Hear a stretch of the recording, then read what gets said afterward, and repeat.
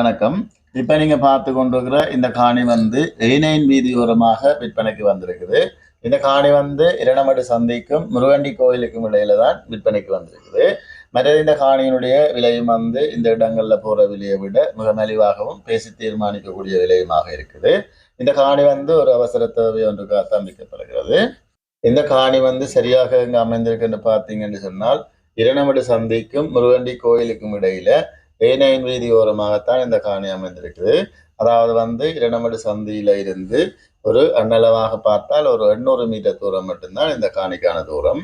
மற்றது வந்து முருகண்டி கோயில்ல இருந்து காணிக்கான தூரம் போல அப்படின்னு பார்த்தோம்னு சொன்னால் முருகண்டி கோயில்ல இருந்து கிளிநொச்சி பக்கமாக 3.5 கிலோமீட்டர் தூரம் மட்டும்தான் இந்த காணிக்கான தூரம்.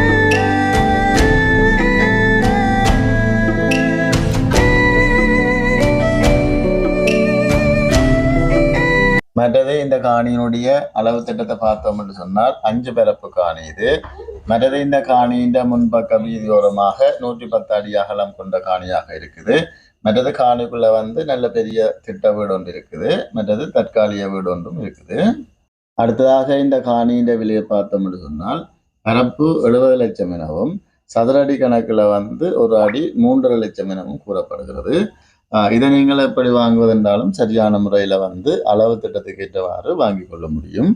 மற்றது இந்த பகுதிகளில் வந்து A9 வீதியோரத்தில் வந்து கடைகள் கட்டக்கூடிய காணிகள் எல்லாமே அடிக்கணக்கில் தான் போகுது. அதுவும் வந்து 4 தொடக்கம் 5 லட்சத்துக்கு மேலே தான் போகுது. இப்படி இருக்கும்போது வந்து இந்த காணியின் விலை வந்து மிகவும் மலிவாக தான் இருக்குது.